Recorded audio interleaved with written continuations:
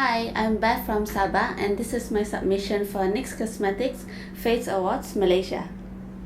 I'm starting off by applying glue stick on her eyebrows because I want to completely hide her eyebrows. And now I'm applying the orange concealer. You can use a foundation or a lipstick. And this stage, you're covering up the blueness of her eyebrow hair. And I am then powdering it up to set the eyebrow area before I apply my white foundation. So I'm using a foundation brush and just applying it all over her face, making sure that it's even and it's covering all of the areas. And then using a dry sponge, I'm just lightly dabbing it to make sure there's no obvious brush strokes. So now I'm outlining the skull shape,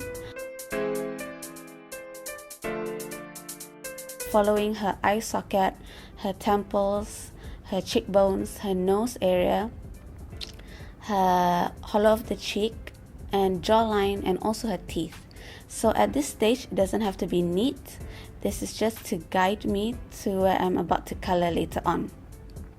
So now I'm applying the blue color and blending it on the edges and blending it also outwards.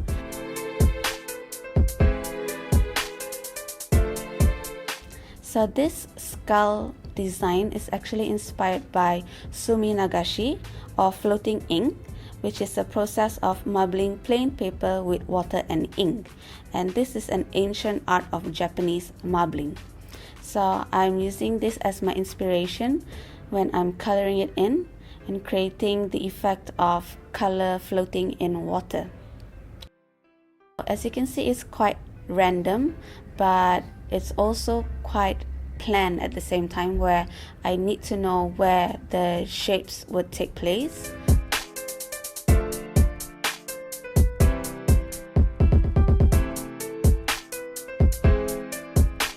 I'm using 4 different colors: a blue, pink, orange, and a purple.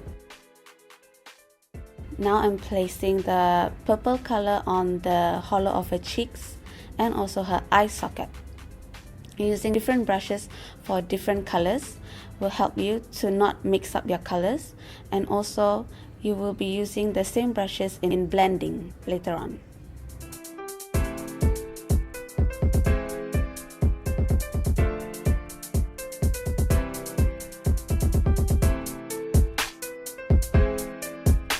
After that, you can add in your details.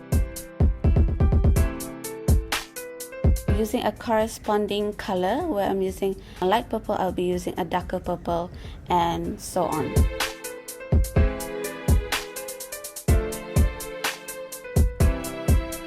If you see floating ink or marbling processes, you can see the colors are darker on the edges, and also there will be fine lines where the water is floating away. And there will be also bubbles in the water where the colors would surround the bubble.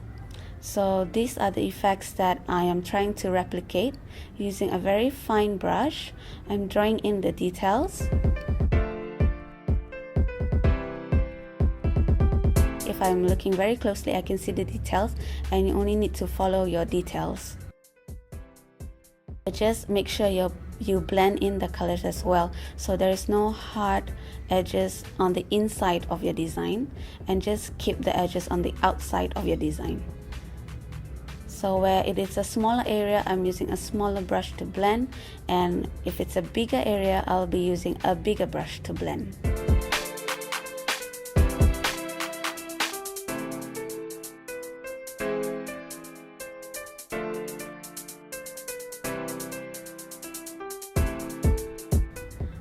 And also to remember to use your finer brush and move it quite randomly so that the line is not too straight, and pressing it down where you need to create the effect of the color is collecting on the edges of the water.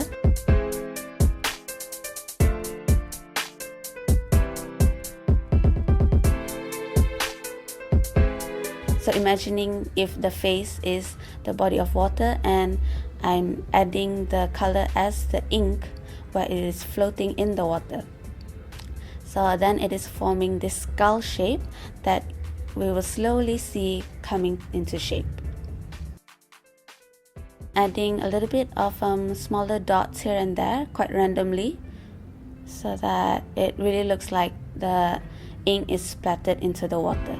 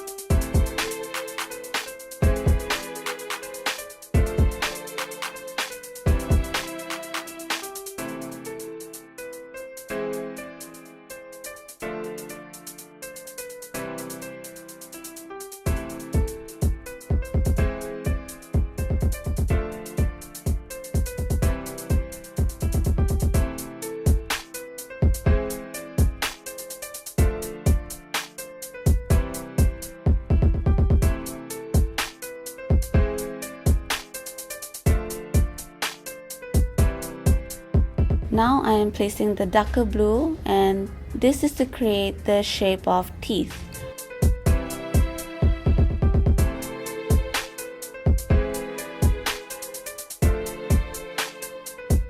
I'm just adding the lines and blending it outwards with a blending brush. So I'm using the light blue that I've used previously to blend out the colors. Now I'm adding a black color to create more of a contour where I need to in the socket on the inside of her nose area, the hollow of the cheek, and also her teeth, just to create some more shapes and contouring. Now I'm using a white liquid liner to add the highlight and also to add some more pop. Where areas where there is no color, I would add the white color quite randomly also, and just adding some dots and lines so that the colors would stand out a little bit more. Now I'm drawing the rib cage with the white foundation, and I'm not really bothered about being neat about that because I'm gonna paint the black color, and I would use the black color to make the white line neater.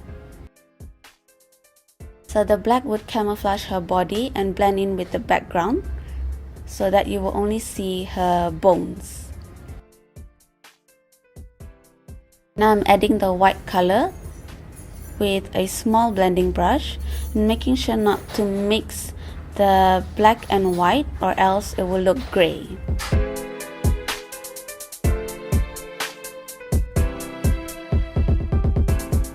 And lastly, I'm adding a little bit of the pink color dripping down her bones with a very fine detailing brush and blending it as well. So this is the finished Suminagashi Skull. Thanks for watching.